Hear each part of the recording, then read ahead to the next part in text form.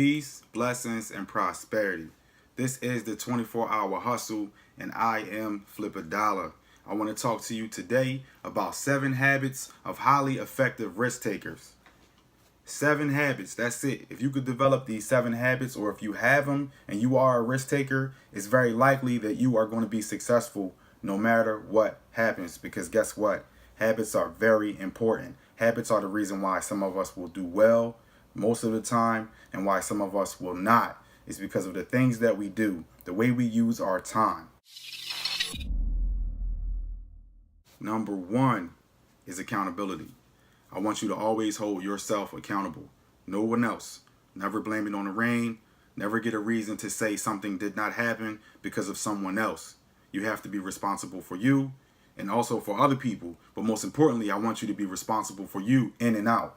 And what I mean by that is be responsible for your success as well as being responsible for your failures. A successful person will 9 times out of 10 blame themselves for being successful. But a person who is not successful, in some cases, will say, hey, well, I grew up in a certain neighborhood. I went to a certain school. My parents didn't have money, so on and so forth. They will find a reason to not be accountable for what is going on in their life and what is not going on. So basically, be accountable and do what you got to do so you can be great. Never accept less by saying you don't have to be accountable. It's very easy to just say, you know what? It's not in my hands that I was born in the United States. It's not in my hands that I don't have a car and I don't have a house because I don't have a job and so on and so forth. It is in your hands. Take charge of your life. Be accountable. Number 2, be proactive. I want you to be proactive and not reactive. What do I mean by that? I want you to move forward. For instance, let's say you got a parking ticket. You can take that parking ticket off your window and you can put it in your glove box and you forget about it. You can ball it up and you can throw it on the ground and then wait until you get a ticket for $300 because you never paid the ticket that you got originally that was $5 that you took off of the car for parking or whatever it was. You just threw it away, or you balled it up, or you put it in your glove box, and now a few months later or a few years later you forgot about it and you get some mail and they're telling you that either you got to turn your car over to them or you got to pay this ticket. Now you're in a tight situation and you got a bunch of problems that you could have avoided by being proactive. If you were proactive, what would have happened is once you got the ticket, you would have said, all right, let me go take care of it. Regardless of how you feel about it, if you feel like you deserve it or not, you'll say, all right, let me go take care of it. So you take the ticket off of your window, you read it, you see where you could pay it. If you could pay it online, do you have to pay in person, so on and so forth. And you take that opportunity to go to the place or go online or whatever you have to do, and you pay for the ticket and you move on and you learn from the experience. That's an example of being proactive and not being reactive. Being reactive, you would have waited or forgot about it, or you just would have said you didn't care, and then later on when everything is going well for you, you have that come in to bring you back into that area where things are not going well, and it's all because you were not being proactive. So I want you to make sure you are proactive because it's going to help you in so many different cases in life, and you will appreciate it. Number 3, address your problems. The reason why I say this, we all have problems.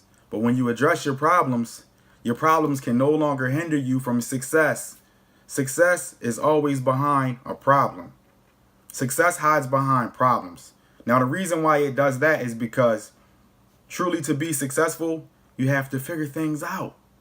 You have to figure out how this man over here made $1 billion from nothing. How did he do it? Solving problems. The man figured out he didn't have money. So he said, you know what? How can I get money? I can start a business and I can go ask for a loan. Or I can start a business and create some type of value, and then I can go to different places and ask them, do they want to invest and become partners in what I have going on, because it's a breakthrough and it's a great idea. Guess what? If you can create some sort of value, you can go to the bank and get money. You can go to people and get people to buy shares and to get people to partner with you if you have something of value and you don't have the cash. That is solving a problem. Solving that problem is getting you to more money, is getting you to a better life and bigger opportunities. So basically, solve all of the problems that you can. Some of us have small problems like not having a car. If you got a friend that has a car, get a ride when you can. If you got a friend that sells cars, try to see if they can hook you up with a car for a good price. and so on and so forth. But you got to solve your problems, because behind every problem is more income. Behind every problem is a better life.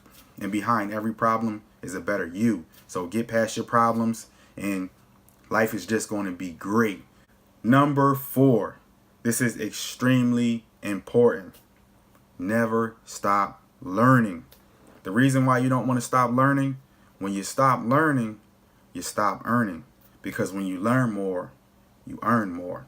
Just like solving problems, when you learn, you have a bigger horizon. You have a bigger thought process. You'll probably have a different perspective. Sometimes we get stubborn because we don't have knowledge. So not having knowledge will cause us to be able to look at 10% of the big picture. The more knowledge that you have, the more knowledge that you earn by learning, because learning is earning, you'll be better. Once you stop learning, it's like being dead. The people that are at the top, the masters and the highest people, they never stop learning. And it's easier for you to learn nowadays because we live in the age of information. We have the internet, so we have everything at our fingertips. We can get on our keyboard and type away, or we can get on our phones and touch on that screen and learn everything that we have to learn, put some headphones in our ears and just let the information soak in. There are so many aspects and things that we do not think about that could empower us if we knew about them. So make yourself available to all of the information that is out here in the world and the information that is right in front of us. Our parents probably didn't have Google right in front of them to seek any of the information that they wanted. Maybe they did, but I'm going to say this. We have so much more information that is available to us today, and I can only imagine how much more information that will be available in the coming years for our children. So with that said, never ever stop learning. Number 5. I like number 5 the most. Challenge yourself. Do not get comfortable. Every time you challenge yourself, you bring out a better you. Do not look at other people and wish you were in their situation. Do not look at other people and measure yourself up against them. Sometimes people get caught up in, keeping up, and get caught up in thinking that you need to operate the way someone else does. No, what you need to do is challenge yourself. I have friends who are entrepreneurs and they master how to make a certain amount of money. Let's say you master how to make $800 per week, and you kind of get comfortable with it because it works for you and you're allowed to live by making $800 per week. And this is just an example. Now that you know how to make $800 per week, why is it that you wouldn't challenge yourself to learn how to make $1,600 per week? Because in my mind, I would think that maybe that just takes twice the effort to go from 8 to 16. Maybe that's not true, but in my mind, the way my mind works, I would say, hey, let's try to make 16. We average 8. Let's try to make 16. What does it take to make 16? Am I willing to do what it takes or what I think it takes to make 16? Let me try it and see. Let me see if I can increase my average by 2. You see what I'm saying? So basically, when you challenge yourself, you take yourself out of the zone that you are currently in to another one. You take yourself from the lane that you are currently in to another one.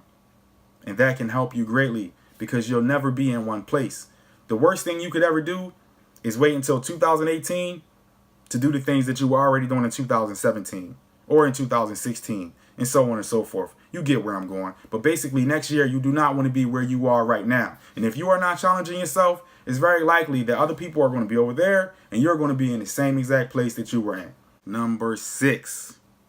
This is important. Be persistent. Why is it key to be persistent? If you're not persistent, guess what? You are not going to get a lot done if you are not persistent, because sometimes things seem as if they are not working.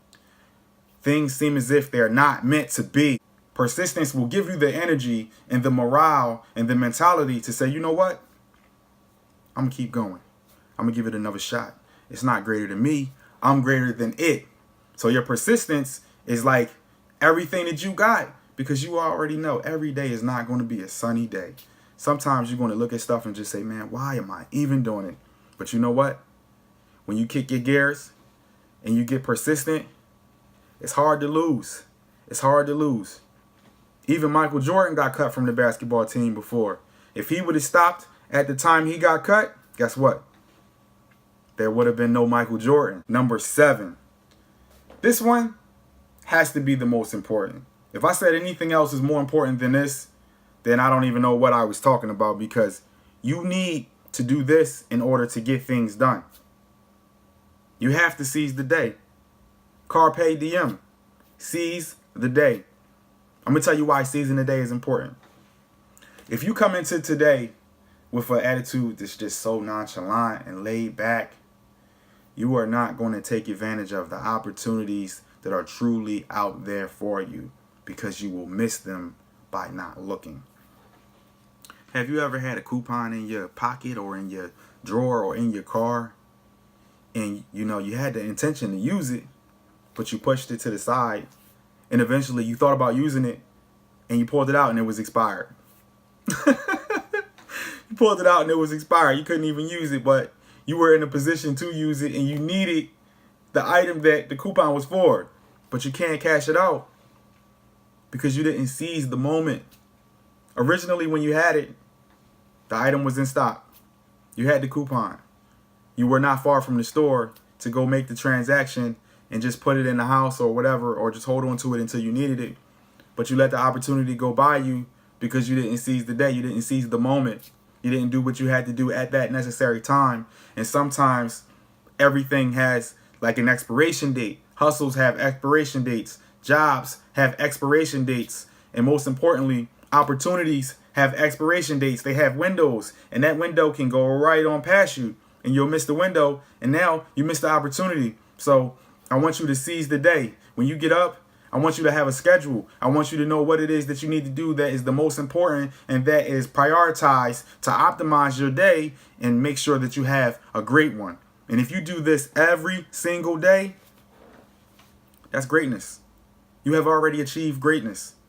If you take these 7 habits that I told you to have, you can achieve the best of things.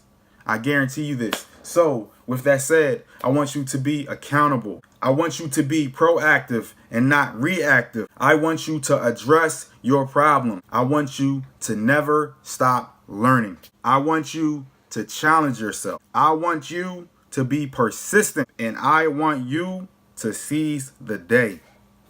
Carpe diem. That's 7 habits of highly effective risk takers. I'll see you on the next video. You can follow me on Instagram at Flip a Dollar. Peace.